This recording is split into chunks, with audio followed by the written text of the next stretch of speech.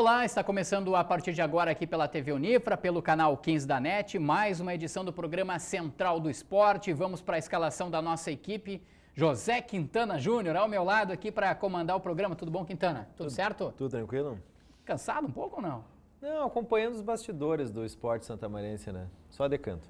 De canto, tá certo. Professor Gilson Piber, tudo certo? Vai mandar uma carta para mim também, Olha explicando aí, os motivos. Olha aí, o pessoal Que a bombardeando, começando com perguntas. Que a moda é mandar... A moda é mandar carta mandar agora, carta professor. agora. Ó, Tá o um que pouco dizes- cansado também, professor? Olha o que dizes a carta, né? Um pouco cansado também, professor, ou light hoje? Olha, Rogério, terça-feira, né? Vamos em frente. Vamos em frente, Vamos né? em frente. A alegria de estar aqui. Digamos que muita gente fala da ducha de água fria, né? Mas o Central do Esporte é aquela duchinha de água quente, que você pensa que está fazendo um cruzeiro, que está lá na praia de Ilhéus, sabe? É uma coisa mais amena, mais light. gostosa. Lembrando que a produção do Central do Esporte é do Arthur Villanova e a gente tem hoje aqui na equipe técnica o Robson Brilhante comandando, né? Fazendo lá como nosso switch. E os cinegrafistas, está aqui o Jefferson Andrade e também o Manuel Vicente, o homem do voleibol. Pessoal, a gente começa debatendo hoje, eu trago para vocês o assunto sobre a dupla regional. E a gente sabe que de bastidores não faltam assuntos, aliás, sobram. E sobra diz que para cá, diz que para lá. Mas eu posso sugerir para vocês, para a gente começar falando sobre a campanha das duas equipes na Copa FGF Sub-19, mostrando os próximos jogos e também mostrando a tabela. Podemos começar por aí? Vamos falar de futebol mesmo, envolvendo a dupla regional, e vamos deixar a política um pouco de lado?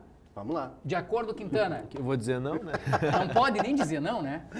Eu quero começar então mostrando os próximos jogos aqui na tela, para você de casa, para nós aqui também. Próximo sábado, 3 da tarde, lá no estádio da Zona Sul, tem Santo Ângelo e Rio Grandense, no estádio da Zona Sul. E no domingo, 14 horas, no estádio Presidente Vargas, a gente tem Inter de Santa Maria e São Luís de Ijuí. 2 jogos bons. Lembrando que o Rio Grandense vem embalado por uma vitória e o Inter de Santa Maria de um empate, né? Mais recentemente. 4-4, hein, Rogério? Exatamente. Quintana, 4-4 contra o Atlântico. É sinal que o ataque está funcionando bem, a defesa já não está acompanhando tanto. E o Rio Grandense ganhou 1-0 do Panambi, né? Exatamente. Bom resultado, né? O Rio Grandense, aliás, não quero estar enganado, mas que venceu todas as partidas em casa. Agora teria minha memória falhou. Para ver como a memória às vezes nos trai, né? Mas faz uma campanha muito boa. Eu creio que sim. Faz uma campanha muito boa jogando em casa a equipe do técnico Feliciano Correia. O Feliciano Correia no comando também na equipe Sub-19 do Rio Grandense. E ele já adiantava pra gente, né, de algumas dificuldades que ele teria lá, a questão de quase um mês atrás aqui no Central do Esporte. Mas me parece que, apesar de toda a turbulência que é vivida fora de campo, parece-me que ele consegue manter a gurizada focada em um objetivo, que é a classificação, e tão focada que acaba liderando, né, o Grupo C, e é o que a gente vai ver inclusive agora. É um herói, Feliciano. O Rio é um Grandense, herói, vou pedir ajuda do José comandados. Quintana Júnior e do professor Gilson Piber para passar as posições das equipes aí para nós, por favor. Vai lá, Quintana, vai lá. Dá preferência para o senhor, né, professor? Tá longe aqui para mim. A gente tem o Rio Grandense na liderança, o Panambi, que já era apontado como um dos favoritos na segunda colocação, com 10 pontos, né? E a gente nota um equilíbrio, né, entre as 3 primeiras equipes. O Atlântico de Erechim faz uma boa campanha também, está com 10 pontos, apenas um atrás do Rio Grandense.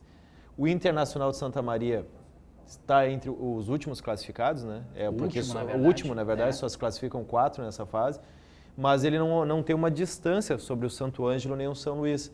Ou seja, aqui na zona de baixo da tabela há um certo equilíbrio também. O grupo em si, ele é equilibrado. Por isso que isso falou da questão da campanha do Rio Grandense em casa, é importante, né?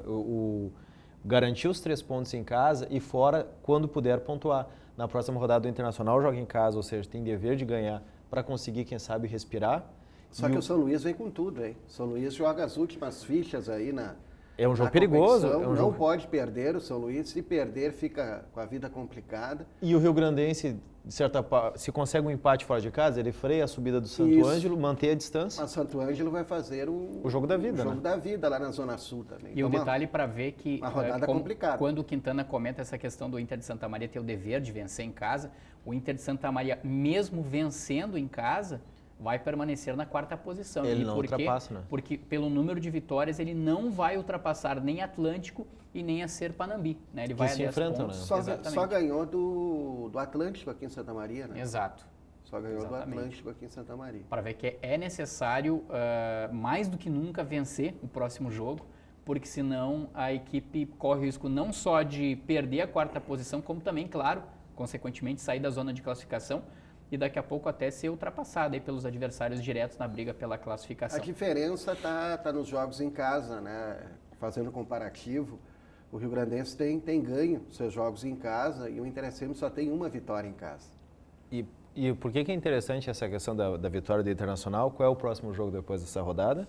Clássico Rio-Nau. Nos Eucaliptos. Nós temos semana que vem o Clássico Rio-Nau no meio de semana, no estádio dos Eucaliptos. Ou seja, um tropeço do Internacional em casa, diante do São Luís, em seguida tem o maior rival que está com 100% de aproveitamento jogando em casa. Ou seja, é uma situação para o Internacional que nesse momento uma derrota fora de cogitação para as pretensões de classificação. Esse é um dos jogos mais importantes aí no retorno, né, para a equipe do Paulo Henrique. E tem que vencer a equipe de São Luís aí para deixar o São Luís bem para trás, abre uma diferença de 5 pontos, né? E faltando são 10 jogos. Vão faltar. São 10 jogos. Vão faltar Faltam 3 4 jogos rodadas, ainda, depois né? do fim de Três- semana vão três faltar 3. jogos. Vão faltar E por que três. exatamente por isso, é tiro curto. E como a gente fala muito na questão de formação de jogadores, que é o principal objetivo dessa Copa Sub-19, embora eu acho que a fase não é formação, e sim lapidação de jogadores, né? Tu não forma ninguém aos 19 anos. Se o Internacional não se classifica, acabou. E aí como é que funciona essa questão de preparar os jogadores para o próximo ano, revelar quem para ser utilizado pelo próprio clube na divisão de acesso em 2016? Até porque tem o custo, né, da manutenção desse Exato. elenco, por menor que seja. Eu ia até, na verdade, puxar um assunto aqui no programa. Quando a gente olha a tabela, né, e aí a gente fica analisando quem está bem, quem está mal, quem vai, quem não vai, a gente utiliza muito a tabela de classificação para analisar. Mas desde o começo, foi falado inclusive aqui no Central do Esporte, de que o principal objetivo das duas equipes era formar jogadores, enfim, lapidá-los para o ano que vem. Agora, como a gente vai medir esse termômetro? E aí eu pergunto para vocês dois, é possível medir se as equipes estão fazendo um trabalho de lapidação correto, um trabalho de formação correto, seguindo um caminho correto, a partir da posição da tabela, a partir daquilo que as equipes estão apresentando contra adversários na mesma faixa etária, adversários que daqui a pouco poderão também utilizar atletas na divisão de acesso do ano que vem? Me parece que sim. Posso até estar enganado, mas me parece que sim. Os números significam um indicativo, né? Um indicativo. Querendo ou não querendo, né, os resultados eles devem ser positivos, né? Como é que você vai motivar um grupo, continuar um trabalho uma sequência de derrotas e maus resultados, mesmo reconhecendo esse trabalho de, não é formação, como é que Lapidação. Lapidação, né? Então, é um indicativo, talvez não seja o mais importante. Eu dou um exemplo, o Rio Grandense tem um jogador, um meia, Thiaguinho, vem se destacando, né? Vem marcando gols, vem sendo presença constante, né? Numa rodada aí acabou sendo expulso, né? Então o Feliciano também tem que buscar conversar com o Thiaguinho para ele ter mais calma, enfim, mais controle, porque jogador que se destaca recebe uma marcação especial, enfim, né? Uma chegada mais forte, né? É um exemplo, né? É um exemplo aí de um atleta que vai ganhando o seu espaço, não foi tão aproveitado esse ano, né, no time profissional, e vai ganhando essa condição, né? Pelo lado do Inter SM, também tem jogadores de qualidade, que o Paulo Henrique está observando, né? De toda a prova, o trabalho, né, se é de lapidação, também é um trabalho de observação, né? Alguns jogadores abaixo da idade, né, com 17, 18 anos, podem ser aproveitados ano que vem. Agora, claro que a classificação, ela... É um parâmetro? Será que serve? Ela ajuda na continuidade do trabalho, né? Eu concordo com o professor Gilson Pibro em relação principalmente a essa última frase. A classificação ela serve para continuar se observando até o fim do ano. Vou te dar o meu ponto de vista em relação à tua constatação. Honestamente, não. E vou te explicar por quê, através de exemplos. Grêmio rebaixado de 2004. Cláudio Pitbull foi um dos artilheiros. Paraná com o Josiel. O Dimba, eu não lembro agora se era o Brasiliense ou se era com o Gama. Foi um dos artilheiros. O que eu quero dizer assim, às vezes mesmo com a equipe ruim, há jogadores que se destacam, mesmo com o time sendo rebaixado. É essa a intenção dessa análise. Mas fazendo o outro lado, o Grêmio foi campeão brasileiro sub-20 recentemente. A questão de 2, 3 anos, o Grêmio foi campeão brasileiro sub-20. O Internacional é campeão das categorias de base, quase todas as categorias. E que se conclusão se chega assim, ó, às vezes se forma um time que tem uma boa coletividade, mas se forma poucas individualidades. Vou dar um outro exemplo. O Luciano hoje, que coordena as categorias de base do Grêmio, ele chegou lá com uma outra filosofia. Conversava sobre isso com o Guilherme Rui, das categorias de base do Novo Horizonte, na última semana. A gente fez um apanhado, 2 reportagens especiais que a gente talvez exiba no próximo Central do Esporte, mas a gente anuncia na TV Unifra quando é que a gente vai exibir essas reportagens. Elas estão na casa aqui, mas a gente ainda não fechou o material. O Luciano mudou a filosofia dele. O Grêmio vinha fazendo frente ao Internacional, desde o EFIPAM, que é sub-14, e vem vindo Copa Santiago aqui na nossa região, enfim. O Luciano chegou com uma outra filosofia, diminuir os jogadores fortes, aquela questão física, e trabalhar mais a questão técnica dos jogadores. O Grêmio não vem ganhando quase nada nesse último ano. O Grêmio perdeu não sei quantos jogos numa categoria que é uma das derradeiras ali. Em compensação, mudou-se o foco. O foco agora é justamente preparar jogadores para o grupo principal. Que, como eu te disse, se tu analisar daquele Grêmio campeão sub-20, poxa, o Grêmio foi campeão brasileiro sub-20. Significa ter o melhor time entre todos os clubes da Série A nessa categoria. Quantos jogadores foram para o time principal? Quantos foram aproveitados? Tu entende? Então, assim, ó, nem sempre o fato de tu ter um time que possa daqui a pouco ser vitorioso numa categoria de base significa o objetivo final da formação de jogadores. Sim. Mas... E muitos... Conclua. Não. E nesse caso do Rio Grandense e do Internacional, o mais importante, eu ia só dizer que o professor Gilson tem razão, que como esse trabalho inicia agora, quanto mais longe eles forem, o lado positivo é poder acompanhar esses jogadores o máximo possível. O Internacional sendo classificado agora, quanto tempo se teve para observar esses jogadores? Daqui a pouco tem um talento ali que tu não conseguiu observar adequadamente, porque ele teve um mês de competição e acabou. É verdade. O Inter de Porto Alegre, né, vem tendo mais êxito na formação de jogadores, né? E até eu ouvia no final de semana uma entrevista, né, de 2 jogadores do Inter que estão jogando no futebol português, na equipe do Arouca, que ganhou do Benfica no final de semana, 1-0, e é líder do campeonato português. Arouca é uma cidade com 22 mil habitantes, e o Inter emprestou o Leandro, que até entrou em alguns jogos recentemente, e o Maurides, que era uma promessa, depois se machucou. São 2 jogadores jovens emprestados pelo Inter e que estão disputando pelo Arouca a primeira divisão do futebol português, né? E eles falavam dessa oportunidade, né, de estarem em outro país, né, numa cultura diferente, né? Tem algumas semelhanças com o Brasil, mas é diferente. Então os próprios clubes, né, eles não têm a possibilidade de utilizarem esses jogadores, né, durante todo o ano. Então acaba emprestando esses jogadores que ganham o mundo, vamos dizer assim, né? Claro que é uma realidade diferente, né, de clubes do interior, mas certamente o Leandro e o próprio Maurides vão ganhar uma bagagem enorme disputando o campeonato português, e as pretensões do Arouca é buscar uma vaga para Liga Europa. UEFA, né, a Liga Europa, enfim, conseguir ficar entre os 5 primeiros, quem sabe beliscar uma Champions League, né? Então a gente nota como o nosso futebol também, ele carece de espaço nos clubes para a permanência desses outros jogadores que vão surgindo, né? É verdade, e no caso internacional, hoje o Internacional e o Santos provavelmente sejam os clubes que melhor trabalha essa questão das categorias de base. O Santos está no processo um eterno processo de renovação, e agora com o Dorival Júnior parece que engrenou de novo, né? O Santos engrenou de novo.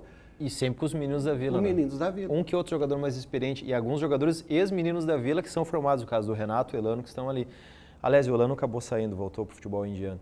Mas o caso do Internacional, para se ter uma ideia, foi feito um peneirão aqui na região central. No começo do ano, 1.200 atletas participaram do peneirão. Apenas 3 jogadores foram passar uma temporada em Porto Alegre e retornaram, ou seja, não ficaram. Realmente é um outro padrão hoje na formação de jogadores. Mas o Lucas Lima, que está no Santos, é um exemplo de um jogador que o Internacional não aproveitou, porque não teve espaço no grupo principal. E aí hoje está se destacando, inclusive foi convocado para a seleção brasileira. Que se fala que hoje não é negociado por menos de 20 milhões de euros. Então, tem toda essa situação. Mas o mais importante nesse processo todo, direto, é assim, ó, por que eu te digo, e insisto, a gente brinca muito nos bastidores, a gente brinca muito aqui no programa às vezes, por que não é tão importante o resultado? Porque hoje, assim, ó, vamos analisar um time, assim, ó, todos nós aqui somos torcedores, de certa forma, a gente acompanha futebol, a gente sabe, às vezes, o que um time precisa. Aí vai lá no fim de semana, o zagueirão vai cortar uma bola de esquerda, falha a perna esquerda, a bola, aí ele deixa o atacante pifado. Ou então o atacante cara a cara no gol, é só botar pro gol, bate mascadinha na mão do goleiro. Enfim, o que é isso? Fundamento. Então, assim, tu tem que trabalhar uma série de coisas que, às vezes, tu no meio de uma competição e exigência de resultado, tu acaba não trabalhando. Tu trabalha mais a questão tática, a questão de compactação, a questão de movimentação. Mas o menino também precisa, né? Precisa querer ouvir o treinador para realizar esse treinamento, né? Muitas vezes o menino prefere botar o brinco, cortar o cabelo, né? Tipo o Neymar, né? Andar com 8 celulares, né? Depende muito do menino. Claro. Eu vi um material essa semana do Schalke 04. Da Alemanha.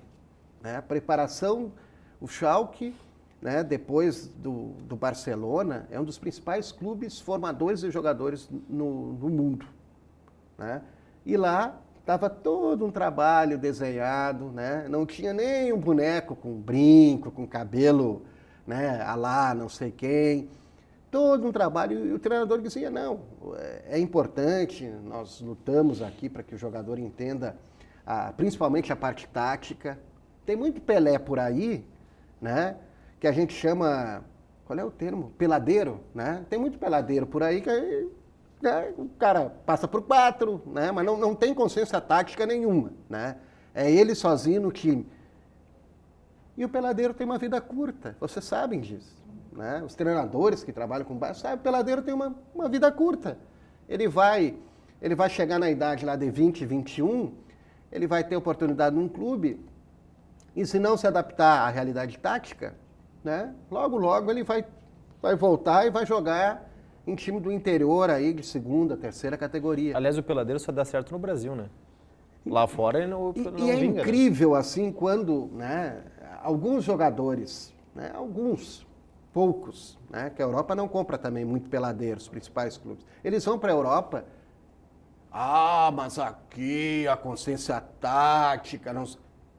Se não aprender a marcar, a jogar de maneira coletiva, taticamente, não vai ficar no clube, vai embora, vai ser colocado, né? Mas aqui isso já é trabalhado, né? Isso já é trabalhado. Mas eu concordo, e para tu ver como é importante essa questão, voltar a falar da questão da importância da formação das categorias de base, quando ela é com excelência. Vamos pegar um exemplo do Barcelona, tu falaste bem agora, o Barcelona campeão do mundo agora recentemente em cima do Santos, foi 2010 o Internacional perdeu. 2011. O Messi é formado pelas categorias de base do Barcelona, foi adquirido com 13 anos, então dá para dizer que foi formado pelo Barcelona. Pedro, formado no Barcelona. Iniesta, formado no Barcelona. Xavi, formado no Barcelona. Valdés, formado no Barcelona. Puyol, formado no Barcelona. E com certeza tem alguns outros jogadores ali. E é um clube que tem dinheiro para contratar quem ele quiser. É um clube que tem, todo ano ele pode contratar essas cifras que a gente acompanha, que são, aliás, até eu acho bastante exageradas. Ontem se falava numa negociação do Neymar com o Manchester United por 765 milhões de reais, que é algo inimaginável para um jogador de futebol, mas enfim, se falava nessas cifras ontem, né? Mas o Barcelona tem dinheiro para contratar, mas ele prefere formar o seu perfil de jogador. E quanto que vale esses jogadores que ele forma? Então, assim, quando tu forma com excelência um clube que tem capacidade de comprar quem ele quiser, ele é obrigado a formar jogadores do mesmo nível da capacidade que ele tem para comprar. E isso acaba, em termos de administração, sendo altamente benéfico para o clube, né? E forma. E forma, com certeza. Forma. Não que o Grêmio, o Inter e outros clubes aí do interior também não formam. Forma. Exatamente. Central do Esporte vai fazer um intervalo, 1 minutinho, a gente já está de volta aqui pela TV Unifra para debater mais e a gente vai falar ainda um pouco mais sobre futebol, a gente vai falar também sobre judô, canoagem, tem também o futsal e o futebol americano, a gente já volta.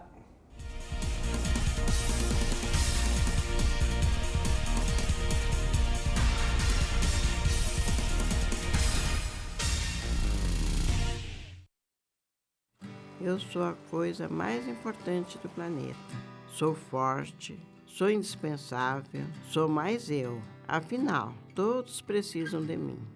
Não tenho cheiro nem gosto, sequer tenho cor. E mesmo assim, todos precisam de mim. As pessoas, as plantas, os animais. Tudo aquilo que habita a terra tem em mim a satisfação de suas necessidades. Sou a lágrima que sai dos seus olhos, o aguçar da sua boca sedenta. Limpo, floresço, regenero, hidrato e mato a sede. Sou tudo que há de melhor e preciso me proteger, pois um dia posso me extinguir e sem mim, todos à minha volta virarão pó. Preciso me proteger e preciso que todos me protejam. Sou importante demais para acabar. Eu sou água. Somos todos água. Por meio da educação, milhares de jovens colaboradores e pesquisadores compartilham suas experiências em um ambiente vivo, amparado na liberdade de pensar e criar. A comunidade universitária é um lugar em que o estudante pode desenvolver seu perfil próprio, enriquecendo assim o bem comum. Polo Nacional de Inovação por meio da Nanociência é referência em qualidade de ensino no Rio Grande do Sul. Centro Universitário Franciscano, uma universidade para suas aspirações.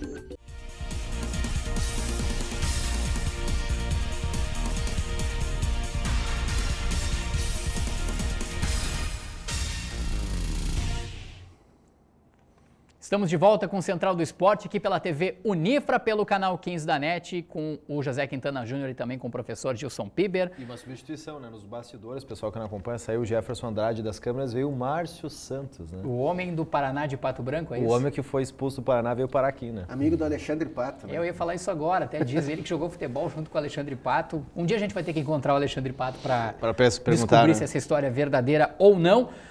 No bloco anterior a gente falava sobre futebol, sobre a dupla regional, sobre formação de jogadores, e a gente segue um pouquinho falando sobre a dupla regional, mais especificamente sobre o Rio Grandense, para falar um pouco dos bastidores, mas eu insisto aqui que eu acho que a nossa proposta aqui no Central do Esporte é falar justamente sobre futebol, o lado legal, o lado positivo, e evitar o máximo que a gente puder de falar do lado político, embora em alguns momentos, e este é um momento, não há como a gente deixar de comentar com você aí de casa o que acontece também nos bastidores da dupla regional. E a gente sabe que o Rio Grandense vive há cerca de 15 dias uma turbulência com a presidente Lisete Frelix, se ela deixa ou não deixa, retorna, não retorna à presidência do clube.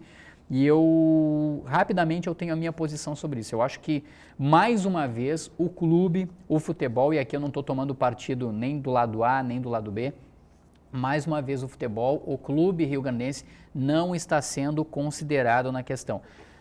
Me parece, em toda essa situação, que há ideias, há situações em que os lados não se entendem e quem só tem a perder com tudo isso é o Rio Grandense Futebol Clube, é o seu torcedor esmeraldino e mais uma vez é Santa Maria, que provavelmente, vou repetir, provavelmente não vai encontrar uma equipe competitiva do Rio Grandense no ano que vem para tentar voltar à primeira divisão, algo que o Rio Grandense não disputa desde o final da década de 70. Eu era bebê a última vez em que o Rio Grandense disputou a primeira divisão. Eu nunca vi o Rio Grandense em primeira divisão. Né? Eu vi, me chamaram de velho agora, eu vi. Eu vou deixar então, pela preferência do Sr. Gilson Piber, depois eu falo minha opinião só para... Não, eu fecho com o relator, com o Rogério Jareta Júnior. Né? Hoje, daqui a pouco, tem uma reunião do Conselho Deliberativo, né, para tratar desse assunto. Considero que não tem mais clima para a volta da presidente, apesar do pedido de alguns dirigentes. Não, só para colaborar, um jornal da cidade trata que ela realmente que ela anunciou e de fato saiu, e o outro jornal da cidade diz que ela deve sair, que não é oficial. Então... Mas ela já, todo mundo já viu a carta de renúncia, né? Todo mundo já viu a né? carta de renúncia. Eu acho que não tem mais clima e acho que ela fez o melhor dentro das possibilidades dela, né? Não vou estar aqui para criticar. No mesmo jeito, a associação, né? Através do Sérgio Silva e do Osmar de Moraes, que são duas pessoas que atuaram na Polícia Federal, se aposentaram, são pessoas que gostam de prestígio em Santa Maria, fizeram um belo trabalho também no comando da associação. Eu acho que faltou bom senso, né? Faltou bom senso para resolver essas questões internas, né? dentro do clube, se vale a redundância, né? Esse bate-boca extrapolou o estádio dos Eucaliptos, extrapolou o clube, né? Veio para a parte externa e ninguém se entendeu mais, né? Então, o jeito agora é apagar esse incêndio e buscar novos rumos para o Rio-Grandense. Eu acho que é por aí, né? Não vejo outra alternativa, né? Buscar novos rumos. Eu sinceramente, eu fico preocupado com o futuro da equipe Sub-19. Já falei, o Feliciano Corrêa é um herói, né? O grupo de jogadores, a comissão técnica, são os heróis no meio dessa turbulência toda, né? Que os dirigentes, os conselheiros, os periquitos, né, de verdade aí tenham bom senso e consigam formar uma diretoria, né? Formar uma diretoria que trabalhe em prol do clube, né? O Rio-Grandense repetindo essas saídas de dirigentes há muito tempo, não é de hoje, muito tempo. Olha, 3, 4 gestões aí os dirigentes não concluem o seu mandato, principalmente o presidente, o primeiro mandatário. Então é hora de rever essa situação para o bem do clube, fundamentalmente isso. Quintana. O que sobra para mim dizer, né? Apenas eu vou dizer o seguinte: quem pensa pequeno sempre será pequeno. Rio-Grandense não está na primeira divisão, tu já ressaltou, desde o fim dos anos 70. Brigar por ego, brigar por vaidade, brigar por quem manda mais, não me interessa quem é que está com a razão. Se é a presidente ou a Associação Minas Rio-Grandense, se é a carta, se é a réplica, se é a tréplica. A questão é, essas pessoas elas não podem estar acima do clube. E seja quem está lá e quem ficar lá, se não mudar a forma de planejamento, de engajamento, ninguém é obrigado a estar lá. Quanto tempo faz que o Rio-Grandense não tem um vice de futebol que atue? Quem é conselheiro, quem é sócio, está lá porque gosta do clube, porque quer ajudar o clube. Então ajude o clube.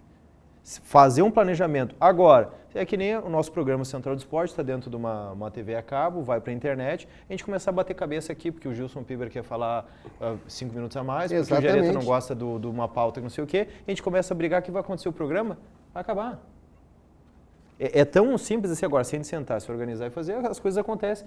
Assim em qualquer lugar. Se no Rio-Grandense é mais importante a minha opinião, o meu jeito de fazer, do que a questão de tentar fazer um projeto dar certo em coletividade, gente, peçam desculpa para o torcedor, devolva o dinheiro do sócio, acabe, porque o torcedor que paga o pato, e a imprensa também, que o ano que vem a gente vai estar dizendo, nesse fim de semana tem Rio-Grandense, fulano de tal, divisão de acesso, bagunça, não tem time, não tem organização. E aí fica essa disputa de ego nos bastidores. Não me interessa quem está com a razão. Para o torcedor, clube, isso não. É um pensamento pequeno, não tem valor nenhum. De time pequeno, e sempre será pequeno enquanto agir de forma pequena.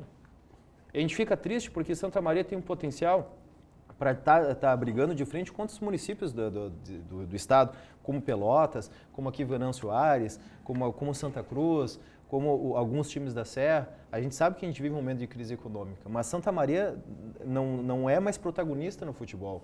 Rio-Grandense há muitos anos. Vocês têm alguma esperança de acesso da dupla regional no ano que vem? Com certeza não.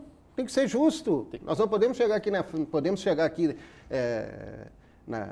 frente do torcedor e dizer, não, nós vamos. É como o Quintana disse, não tem uma realidade complicada. Já é complicada ao natural. Tu imagina brigando. Discutindo, eu fiz mais, eu fiz menos, eu fiz isso, fiz aquilo. É por isso que eu sou contra a história do time único, sabe por quê? Com essa forma que a gente faz futebol, tanto faz ser um time, 2. Não disputa nem a primeira rodada da competição, então não interessa, não pode fazer um time. Com essa forma amadora de administrar, não vai resolver nada. Só vai ser um novo clube com problema. Tomara. E quando você centraliza muito o trabalho, você perde apoiadores, né? Imagina o Rogério, ó, o programa vai ser assim, assim, assim. E deu. Tá, Rogério, não, vai ser assim, assim, assim. Uma semana tu vem, outra semana eu venho, não vem. O cinegrafista, não vai vir. O que vai virar? Né? O que vai virar? Então, o momento é de reflexão periquita. Qual o clube que temos, qual o clube que queremos, enfim. Quem temos, quem não temos, o que temos para investir, o que não Quais temos. as nossas possibilidades? É disputar a divisão de acesso, se manter na divisão de acesso? Ótimo. E quais as pretensões reais, né? Aonde Ótimo. quer chegar? Agora, se ficar nessa, eu fiz mais, eu fiz menos, né? Eu mando, eu faço, É difícil, não vai a lugar nenhum, né? Vamos projetar 2016, mas não a divisão de acesso, e sim as Olimpíadas. O Rio de Janeiro vai receber o maior evento esportivo e aí a gente lembra que a tocha deve passar por Santa Maria.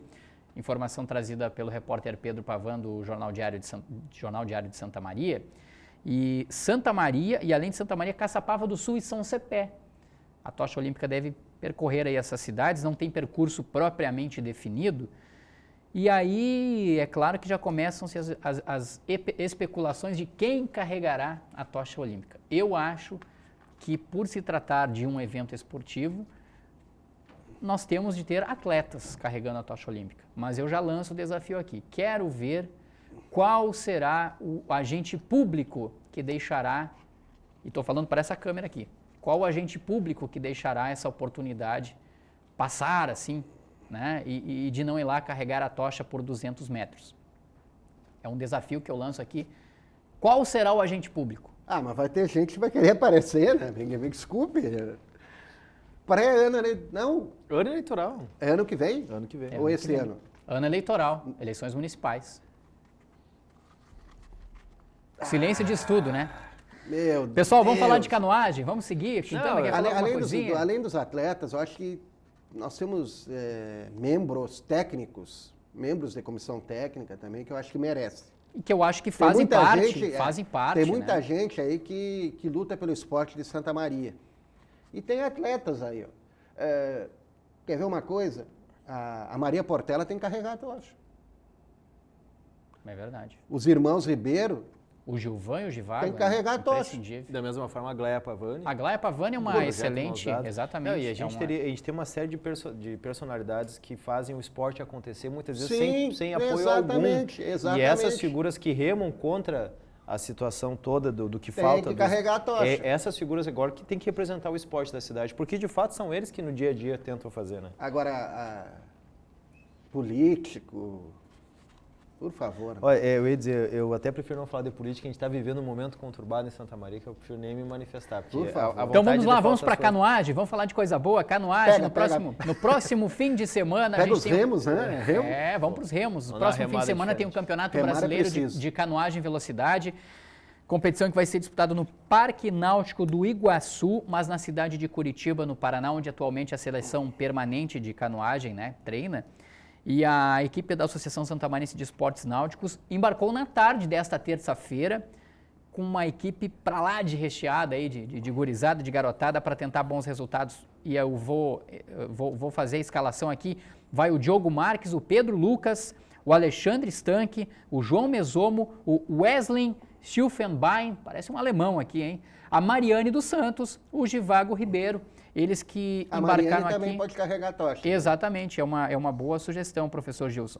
Eles vão se juntar lá em Curitiba ao Gilvan Ribeiro, que está retornando ao Brasil após o Mundial de Canoagem em Milão. E a dona Cristina Ribeiro vai capitaneando essa equipe junto com o Júlio César, que vai ser o auxiliar técnico de toda essa garotada. Tomara que eles tragam bons resultados para Santa Maria. A cena em Curitiba. Exatamente. Eu lembro que o Givago Ribeiro, de certa forma, vai mais uma vez lá mostrar que ele tem condições de estar na equipe permanente de canoagem do Brasil. E é uma pergunta que eu deixo aqui lançada também. Por que esse menino não estava competindo no Campeonato Mundial de Canoagem em Milão? Eu estava conversando com Quintana, né, antes do programa, né? E algumas pessoas que são críticas no sentido de, não de cobrar, mas de conversar, de tentar buscar o melhor, De nem ser para aceitar o sistema. Essas pessoas, elas são colocadas de lado, né, no sistema. Algumas são alijadas, né, outras ficam, né, no ladinho ali, né. E eu noto isso. Acho que o Zhivago sofre essa situação, né, por ser um atleta que questiona, que cobra, que pergunta, né, não é aquele sujeito que diz amém para tudo, né. Acho que é uma qualidade, se ele está envolvido no processo, por que ele não pode perguntar? Questionar, cobrar, enfim, né? E tem mais coisa por aí que a gente vai ter que descobrir. Talvez pós 2016. Com relação à confederação de canoagem, sabe? A gente pode falar sobre a situação do Gilvan ou isso pode prejudicar ele? Porque assim, ó, eu noto uma situação, uma remada, não só contra... O Zhivago está afastado da seleção. Para as pessoas em casa entenderem, eles estão falando isso porque eles torcem para os canoístas de Santa Maria. Gente, é questão de índice. O Zhivago hoje ele está entre os canoístas que teriam índice para estar na seleção brasileira. Tem atletas com índice inferior ao dele que estão na seleção brasileira. Ou seja, o problema não é índice. E eu aproveito até isso que tu estás falando, Quintana, na verdade, não tende a prejudicar os atletas, porque isso é uma análise que os jornalistas esportivos fazem, isso não partiu da boca deles, não. Isso é uma análise que nós estamos fazendo. E aí aqui que é a questão. O Zhivago teria índice para estar nessa seleção brasileira, não é uma questão de gosto ou de bairrismo. Então não existe uma explicação precisa do porquê de não estar na seleção. E por que o Gilvan não disputou o K4? Aí nós vamos para o Mundial. Por que ele não disputou o K4? E os colegas dele, por que os 3 colegas não chegaram e disseram não? Vou explicar ao pessoal de casa. A equipe K4 significam 4 canoístas conquistaram uma medalha de prata no Pan-Americano, recentemente agora no Canadá. Conquistaram a medalha de prata numa equipe que vem treinando junto, 1.000 metros, que é toda uma questão de uma preparação, tem que ter resistência, não é só o tiro curto, é 1 quilômetro na água, a água é muito mais cansativa que qualquer outra atmosfera de competição de velocidade. E o Gilvan fazia parte dessa equipe. Eles foram para o Mundial, aonde lá poderia se garantir o índice olímpico. O que o treinador da seleção brasileira fez? Tirou apenas o Gilvan, que fazia parte dessa equipe desde o outro Pan-Americano em Winnipeg, tirou o Gilvan, colocou outro atleta e colocou o Gilvan em 2 provas que ele não vinha treinando. No K2. E os seus colegas, será que não reclamaram, não? Pô, no professor, K2, me ajuda, nós K2 estamos juntos há quanto tempo? No K2 foi qual? K2 200. 200. E no K1? No K1 200 e 500. K1, o 500 não é modalidade, não é mais modalidade não faz olímpica. parte do programa. Eu digo as duas provas que ele competiu, digamos, para tentar conseguir o índice olímpico. Ele conseguiu o 8º tempo. Isso, no K1 500, né? No K1 500. Que não é prova olímpica. Não é prova olímpica. Mas então, ou seja, assim, ó, o Gilvan não vinha se preparando para essas provas. Vamos pensar do seguinte prisma. Olimpíada ano que vem, o Gélia até reforçou bem. Nós estamos muito próximos à Olimpíada. Para tu tentar conseguir o índice olímpico, levar os atletas para a Olimpíada, tu tem que colocar o melhor atleta em cada modalidade. Tem toda uma preparação, as coisas não acontecem assim. A Olimpíada amanhã, vamos treinar, vamos se preparar, vamos tentar brigar por essa... Não, é todo um planejamento. E em cima da Olimpíada, o treinador tira o Gilvan da prova onde ele obtém o resultado. Desde o Winnipeg, eles tinham conseguido bronze em Winnipeg, a prata no Canadá. Conseguiram o bronze, na verdade, em Guadalajara. Bronze em Guadalajara, perdão. O bronze em Guadalajara e agora a prata no Canadá. Chegando próximo da Olimpíada, ele tira para provas que ele não vem treinando, não vem se preparando. Ou seja, fica muito claro que isso não é normal, não existe uma explicação lógica para isso. O Gilvan, a gente acompanhou semana passada naquele discurso assim, ó, de superação. Não, estou confiante, vou lá. Mas ele sabe que a Olimpíada está em cima e mais do que nunca... restou para o Gilvan lutar pela vaga? Agora só no Campeonato Pan-Americano da modalidade, né? No Campeonato Pan-Americano de canoagem que acontece em 2016 nos Estados Unidos. Muito próximo à Olimpíada. Ele vai ter um período para se preparar, mas... Será esse período, Quais provas que ele vai disputar? Aí que tá, ele já não sabe mais, acredito. O treinador vai chegar para ele, aí ele vai se preparar para os 200 metros, que é tiro curto, e vai chegar o treinador... Vamos voltar para os 1.000?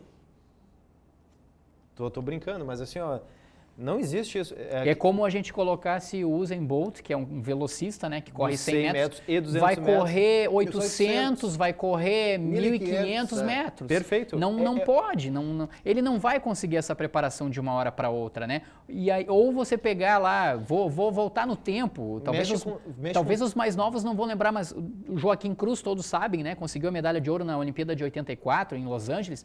Vamos botar o Joaquim Cruz lá em 84, 85, a disputar 100 metros rasos. Não é assim, gente. Não é assim. Mas essa é a questão. Toda a preparação muscular, para quem corre curta distância, é explosão. É explosão o tempo todo. Hoje os atletas estão atingindo uma marca de fazer 100 metros em 9 ponto alguma coisa. Ou seja, é explosão pura.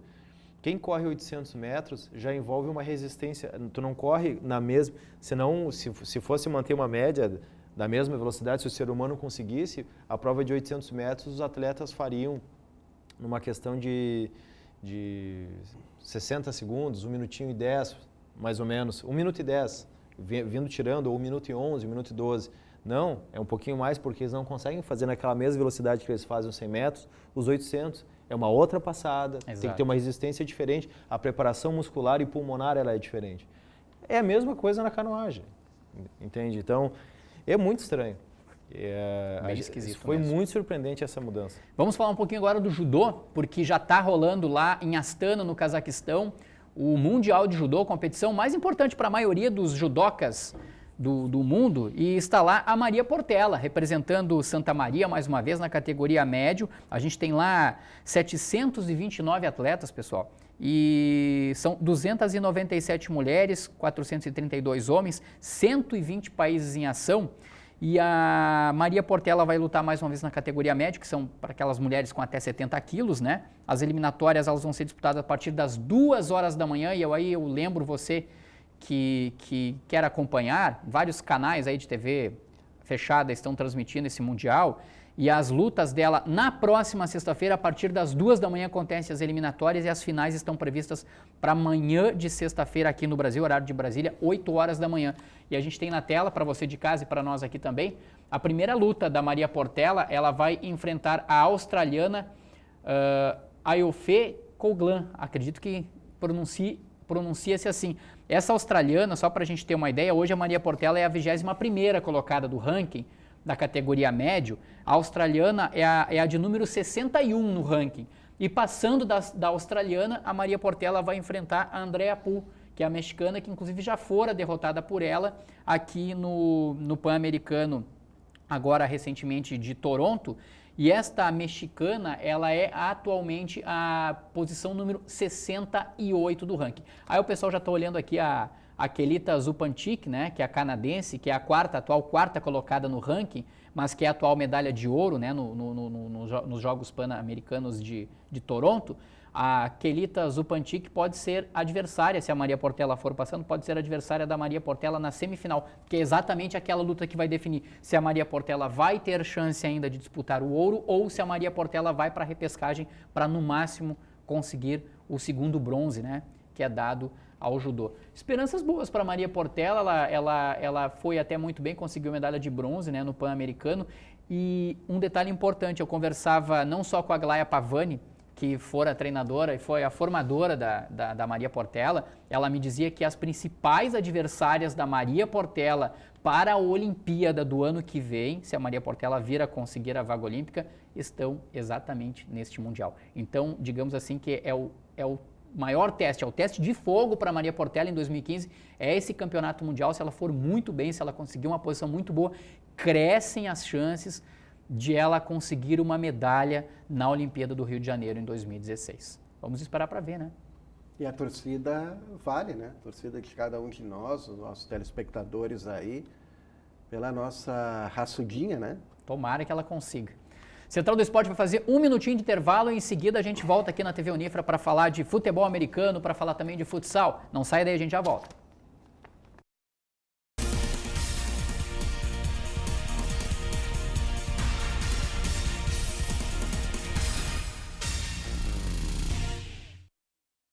A minha matéria preferida é o português. Gosto de juntar palavras para representar sentimentos. Conjugo verbos em todos os tempos. É desse jeito que eu interpreto a vida. Para seguir minhas aspirações, eu quero ser professora. Quinta Mostra das Profissões do Centro Universitário Franciscano. Conheça os cursos da instituição, tire dúvidas e escolha a sua profissão. Dia 19 de setembro, das 9 às 17 horas, no Conjunto 3, em frente à Igreja do Rosário. Quinta Mostra das Profissões. As suas aspirações encontram-se aqui. Inocência e energia que marcam o nosso dia a dia. Cuide do nosso futuro, cuide das nossas crianças, com seu gesto de ternura. Santa Maria avança. Seu gesto pode mudar a realidade de muitas crianças. Colabore com a escola Nosso Lar.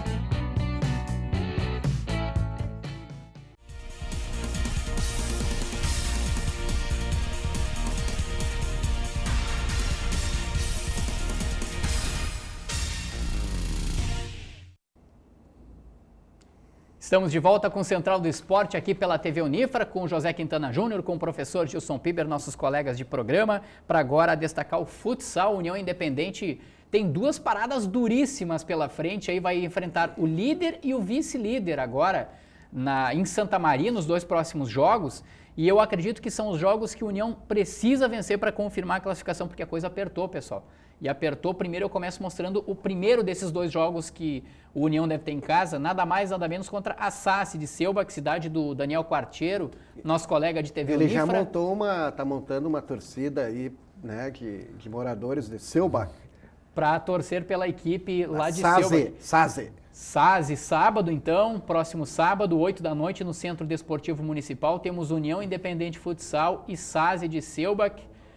Vamos dar uma olhadinha na tabela de classificação. Em seguidinha a gente já dá uma olhadinha aí, a gente vê. A SASI está em segundo lugar, né, como eu falava, e depois da SASI a equipe do União enfrenta a AFF, que é de Fortaleza dos Valos, também em Santa Maria. Mas olha só, a AFF já classificada com 35 pontos. Em segundo lugar, a SASI com 27. O Jaquetá-Quivá, que perdeu para o União no último sábado. Mas foi importante essa vitória. Por 4-2. Em seguidinho eu quero essa opinião do professor Gilson Piber.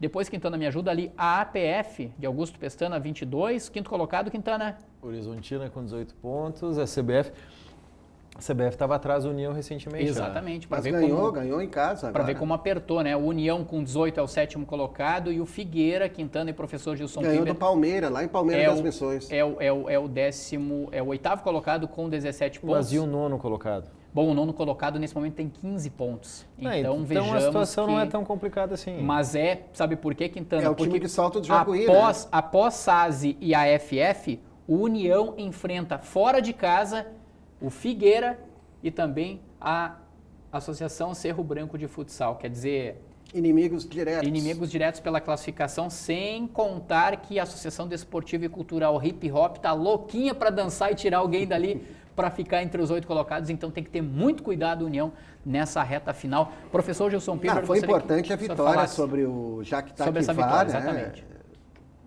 Jogo 4-2, primeiro tempo, pelas informações, muito bom da equipe de Santa Maria. No segundo tempo, né, a equipe do Jaquetá-Quivá reagiu e o time local acabou marcando, né, o quarto gol aí que garantiu a vitória. É jogo por jogo aí, vai ter que encarar esses adversários aqui em casa, numa quadra maior, né, ter calma, tranquilidade, fazer valer, né, o fator local, a preparação física, né, não se atirar de qualquer jeito contra os adversários. Aí a SASI é vice-líder, é um time muito bem dirigido, né, pelo famoso técnico Javali, então é preciso ter tranquilidade. O momento agora é para somar pontos, mesmo contra esses adversários aí que ocupam as primeiras posições, a meta é somar pontos. A vitória, ótimo, mas não dá para deixar também de achar o empate dentro das circunstâncias do jogo um bom resultado. Quintana?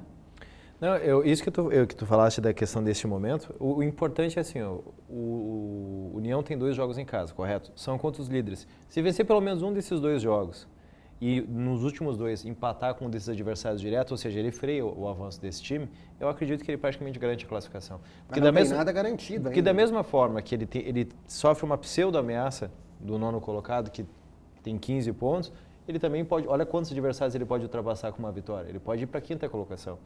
Então, o mais importante é prestar atenção quanto o time do Daniel Quartiero na SASI no fim de semana, garantir os 3 pontos. E aí sim, e aí é uma questão de administrar até o fim da competição. Se fosse o técnico Coelho, oferecia um chimarrão para o Daniel Quartiero, para ele ir lá conversar com o pessoal da SASI, conversar com o Javali, né?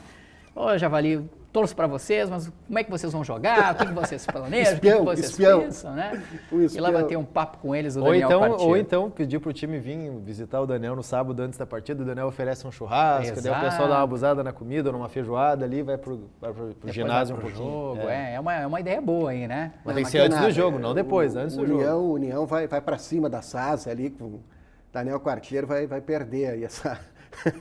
Eu vejo da seguinte maneira, eu acho que a equipe do União tem que vencer pelo menos um desses 2 jogos em casa, tem que vencer. Se vencer os 2, melhor ainda, aí até dá para, quem sabe, perder um e empatar outro fora de casa. 4 pontos em casa, no mínimo. Porque eu acho que a pedreira ficou de fato para o União. Por quê? Porque o União pega exatamente os 2 primeiros em casa e ainda pega e depois pega outros 2 concorrentes mais do que diretos para essa 7ª, 8ª ou até 6ª vaga fora de casa, e a gente sabe que fora de casa, no futsal, o bicho pega, né? Só o bicho pega.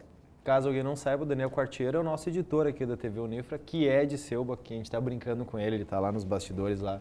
Nesse momento eu não está nem acompanhando a gravação, que ele está num outro processo de edição. Quem está lá em cima é o Robson Brilhante. Perfeito. Mas depois ele vai assistir e vai nos cobrar, que foi bastante citado no programa depois. Vamos agora falar de futebol americano, porque a gente teve a estreia do Soldiers, né? E estreou com vitória na Liga Nacional. A gente já trazia essa informação no Jornal da Unifra na edição de segunda-feira. E agora o Robson Brilhante está colocando na tela aqui para nós os jogos. Olha só, 27-5 o Soldiers somou, enfim, aplicou esse placar sobre o Porto Alegre Bulls. E agora no próximo dia 19 de setembro, o jogo que vai ser em Porto Alegre, tem Porto Alegre Pumpkins contra o Santa Maria Soldiers. O Santa Maria Soldiers que ainda terá pela frente em outubro o Joinville Gladiators e em novembro o Porto Alegre Bulls, um jogo de volta. Eles vão jogar de novo aqui em Santa Maria.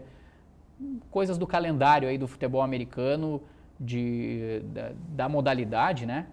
É um campeonato regionalizado. Eles explicaram que cada time, até por uma questão de logística, ia jogar 2 vezes com o mesmo adversário no seu território. Para ter o número de partidas iguais. Eles deram uma explicação. Muito interessante, assim, ó, cerca de 800 torcedores no estádio Presidente Vargas. As informações que foram Foi trazidas, uma festa, uma verdadeira festa. Olha, mais público até do que muita partida de futebol. É verdade. Né? E o Santa Maria Soldiers conseguiu uma largada interessante aí nessa liga nacional, né? no Grupo Sul. Lembrando que o Pumpkins é o principal adversário, né? E agora, né, tem menos de um mês aí de preparação. Dá para dizer que praticamente um mês, professor, para se preparar bem para enfrentar, como o Quintana bem lembrava. É o adversário, segundo o pessoal do Santa Maria Soldiers, quando eles estiveram aqui no Central do Esporte, era o adversário, digamos, a ser batido aí, né? É o grande rival que eles têm. Agora tem mais um que é o Juventude na parada no futebol americano, mas o Pumpkins, tradicionalmente, é o principal rival do Santa Maria Soldiers. Explica, eu não estava ausente daquele programa, né? Essa aí é a Liga Nacional B. Seria uma espécie de Série B do Campeonato Brasileiro de Futebol Americano. O Juventude está na A. O Juventude está na Série A, disputando a Série A, né? O Juventude Gladiators, se não estou enganado, também tem o nome Gladiators.